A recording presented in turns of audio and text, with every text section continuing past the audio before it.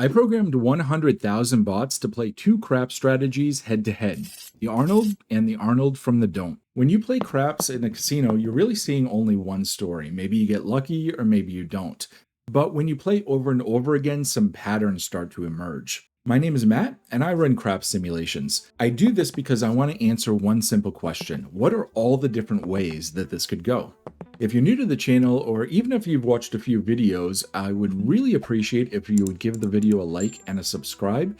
It makes a difference for my very small channel. What we're going to do today is go over the simulation report that I generated for the Arnold versus the Arnold from the Don't. And we're going to cover a whole lot of information, starting with the house edge. But before I get into it, what I really want to do is show you how the strategies are played. With the Arnold, we're going to start off with a $25 pass line bet. Once a point is established, then we're going to do a $100 don't come bet. And once that's established, it's just continuous come betting of $25 each time. On the Arnold from the Don't, we're starting off with a $25 don't pass bet. And then when the point is established, it's going to be a $50 don't come bet. And once that don't come is established, it goes back into $25 continuous come betting. The only difference here is that Waylon also hedges both the don't pass and the don't come every time they're on the come out rolls. And he's going to do this by laying the 4. And that lay bet only stays up until that don't come is established on its point. The bots today are playing at a casino that collects the VIG only on a win, which is a little more advantageous to the player and is going to be reflected in the house edge that we see later on in the video. We'll start off today by looking at the metrics from the house's perspective. The bots who played the Arnold bet a total of $364 million, won almost $177 million, and lost $182 million. The difference between those is the house take, which is $5.1 million, which leads to an overall blended house edge of 1.417%, and that's basically the same as the pass line and the come bets. The bots that were playing the Arnold from the Don't bet a total of just about $415 million, $158 million won, $163 million lost. That's a house take of $4.8 million and a lower house edge than the Arnold at 1.157%. We're going to get into a little more detail later in the video as to what exactly is affecting that house edge and why it is coming in lower than the Arnold. So both strategies are showing pretty low house edges, but again, this is from the casino's perspective, but what we really care about is how often and how much the bots actually won and were able to take home. Both strategies showed very strong overall win rates, and this is how often the bots were able to walk away with money after playing through their 10 shooters. Now, it's nice to walk away with money, but what we really want to know is how much money they actually walked away with. So these are the histograms of how much the bots actually won and lost. So the x-axis is the amount won and lost. The y-axis is the percentage of the bots. If you look at the Arnold, very, very nice bell curve, little bit of a shift over towards losses, and that's of course because there is a house edge to all of these strategies in craps. On the Don't, notice the shape. It looks very similar here, but it's a sharper downturn here, and it stops at about $1,000. So you don't have this longer tail of wins that happens in the Arnold. And we're going to see that repeated a couple times later in the video, where the opportunity to win a lot of money, even though it's rare, is greater with the Arnold than it is with the Arnold from the Don't. This chart shows the magnitudes of the wins and losses when they win and lose. So it's really the ratio of when you win, how much do you win, versus when you lose, how much do you lose. And notice here this inversion. So the average losses given a loss are all larger than the average win given a win. What that means is your upside when you win is not as great as the downside when you lose. Now, we were just looking at the outcomes for that 100,000 sessions, but we can also look at the outcomes on individual hands. Our bots played 1 million hands. So if we evaluate those independently, now we see more winners than losers. So 52.5% winners on the Arnold, 56.2% winners on the Don't, which is relatively common, so more than half the time. Now, how much did they win and lose? That's what we really want to know. Median, positive, about $25, $23. The average is a loss of $5 for both strategies. It's always going to be a loss because because craps is a negative expected value game. So I thought the profit and loss distributions on these two strategies are pretty interesting. So first of all, the Arnold is a little more spread out. And it's actually a bimodal distribution. So it has two peaks, one peak around here at the loss and one peak around here at the wins. So it's a little more spread out. On the Arnold from the don't, you have this long tail, and then you have a lot of really small wins, and then a pretty sharp drop off with a few outliers here. And what's happening there is with a lot of don't strategies, you're going to win more often, but you're not going to win a whole lot of money. But when you lose, it could be pretty big losses.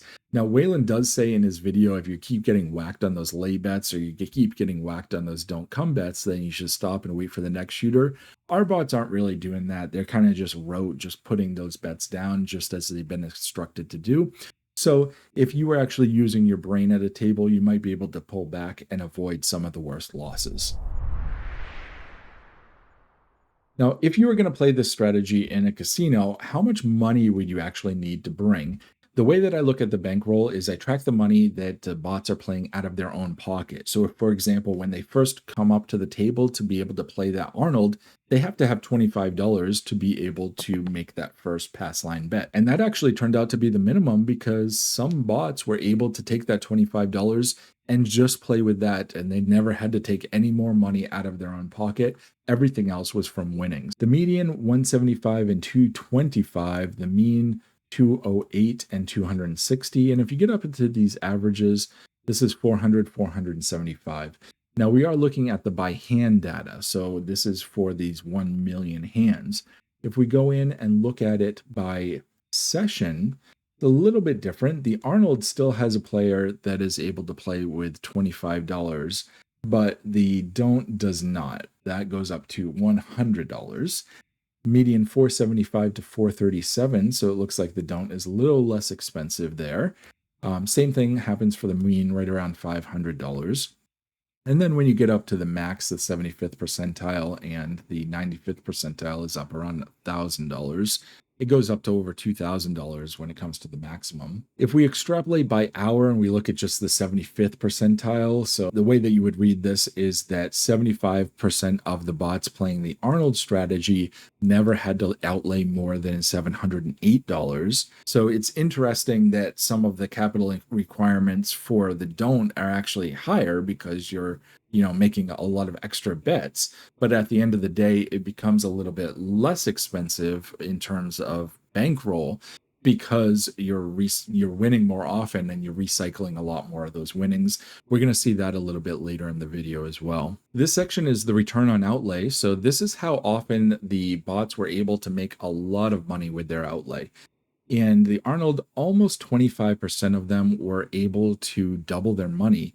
That was only 16.6% of them playing the Arnold from the don't.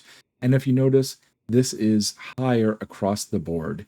Even almost 5% were able to 5 times their outlay. So that's 1 out of 20. The betting power is another interesting one. This strategy has a lot of hedging. So you're making a lot more bets with the same money because you're not winning and losing a whole lot of money. And for every $100 buy-in, this is just incredible because you're making $680 total bets.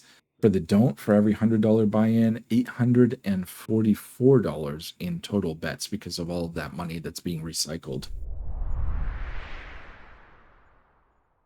So how did our bots do when it came to earning comps from the casino? The rated action on the Arnold was 35.50, and that's an overall session theoretical loss of $50, and that's mainly driven by the house edge. If we multiply that by 4 hours at 80 rolls per hour, it's $195 as a daily theoretical loss. And then an average casino return of 25%, they make almost $50 in comps with this strategy. The Arnold from the don't is just a little bit less. They have a little bit of higher rated action, but their theoretical loss is a little bit less. Their daily theoretical loss is therefore lower, and that's due again to the house edge. So this was a little surprising to me. The Arnold actually was inconclusive as to which table condition it did best on. The don't didn't surprise me. It's best for cold tables.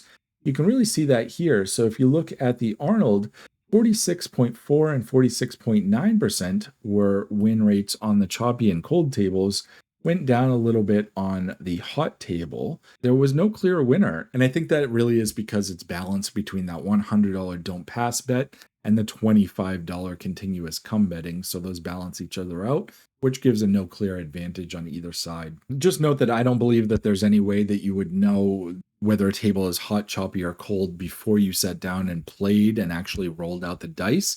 But I think it is a good way to understand how the strategy actually behaves. Let's take a look at the playing experience. The hit frequency is how many rolls actually have a win, any winning bet. The frequency is under 40% for the Arnold, 36.3% on the don't. So that they both get 2 stars as occasional hit frequencies. Volatility. Both of these strategies are going to give you very smooth rides. There's not a whole lot of volatility. There's not a lot of huge wins, huge losses. It's a relatively smooth, slow, steady ride.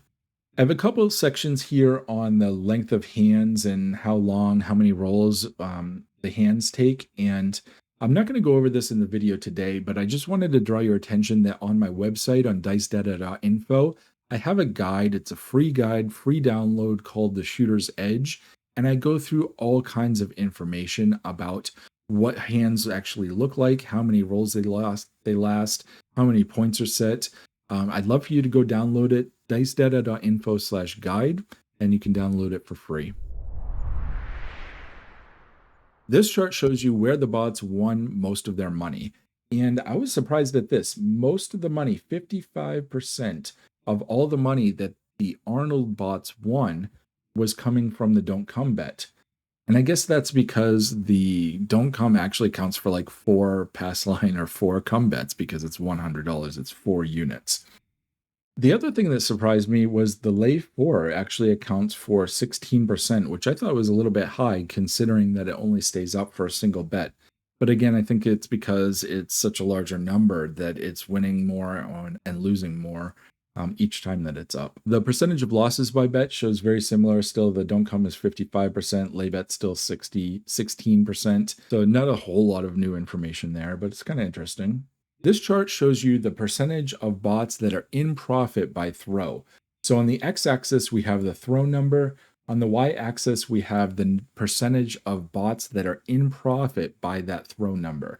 Starting off with the Arnold, we see a little bit of a spike right at the beginning, and that's because we're playing the pass line. Pass line on a come out roll has a huge advantage for the players, so their chances of being in profit there jump. It's flat for a little while, and then it starts slowly climbing, and it takes about 57 rolls for it to cross this 50% threshold.